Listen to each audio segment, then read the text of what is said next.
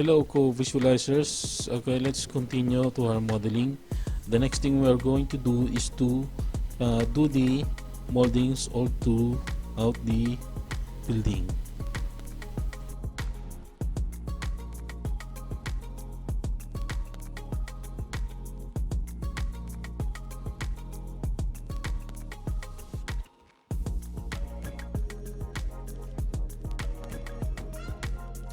To begin, we will do a line.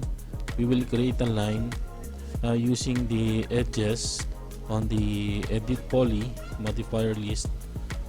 We select all the lines on top of the part we're going to the moldings.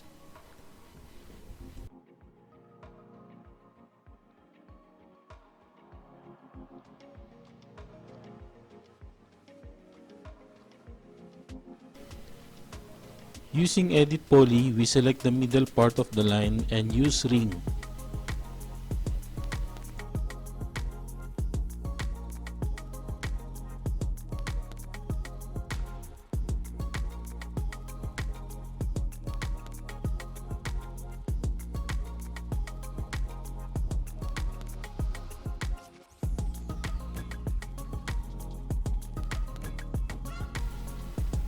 Use connect so we can create a line on the middle and drag the line upward and place it on the middle part.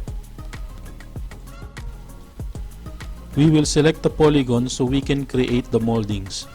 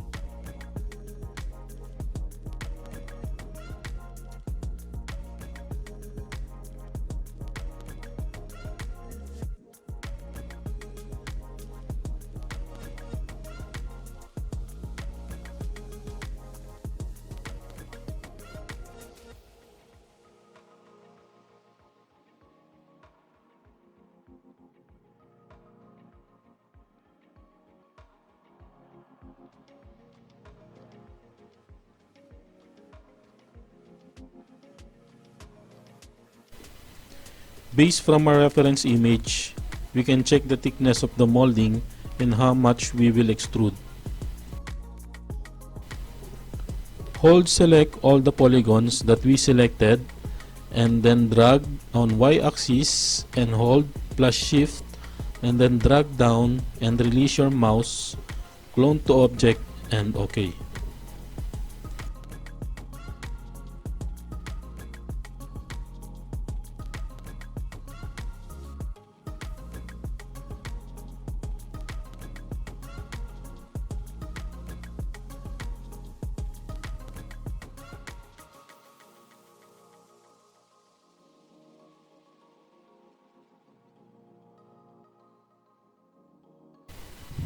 The next command is shell under modifier list and then just add an amount.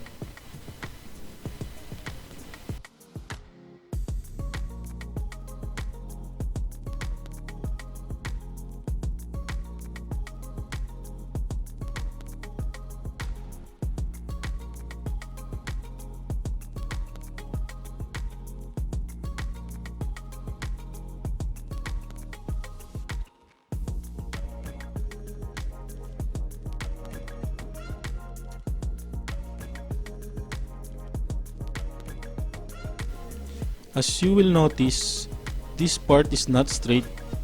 We can correct that using this.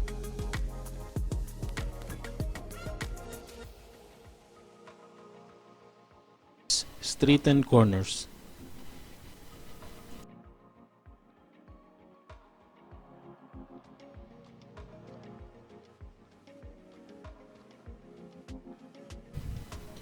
We will add thickness again on top part of our moldings. Select the upper part polygons and then using hold shift,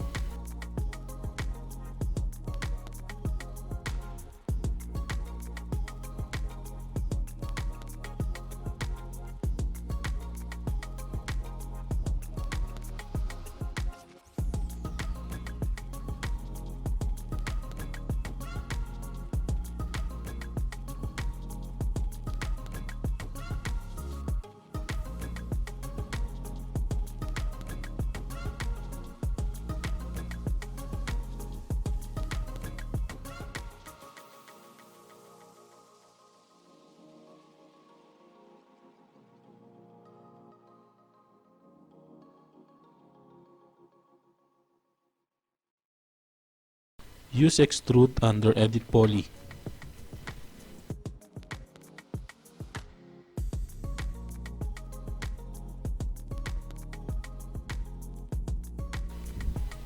Take note, if you will extrude, select local normal so that our extrusion is straight.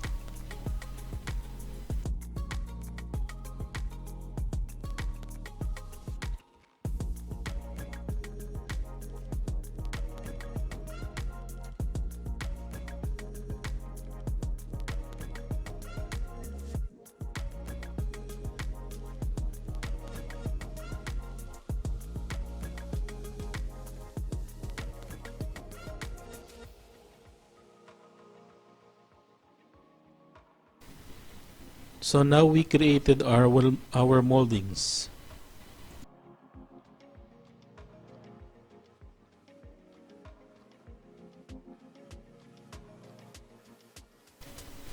We are now ready to create our window moldings. Select the edges, hold shift using create shape and select linear. Select the shape. Check the enable in renderer. Check also the enable to viewport and use rectangular and insert an amount.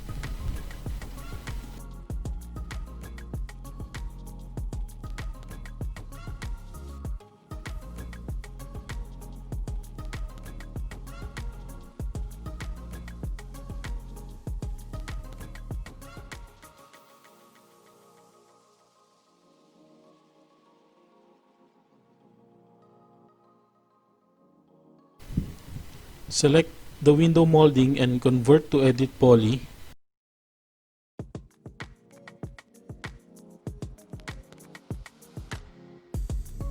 On top viewport, select the edges and drag it to the desired thickness.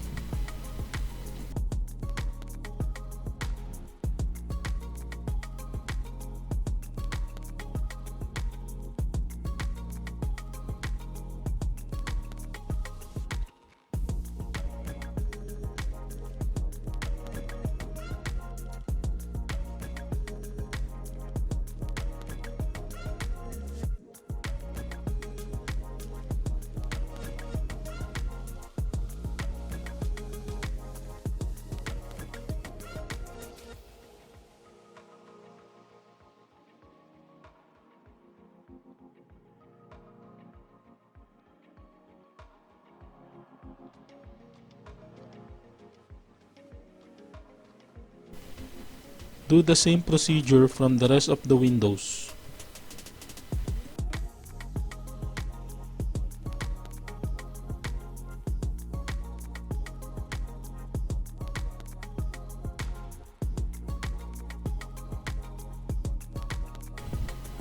And then same procedure also on the architrave of the door.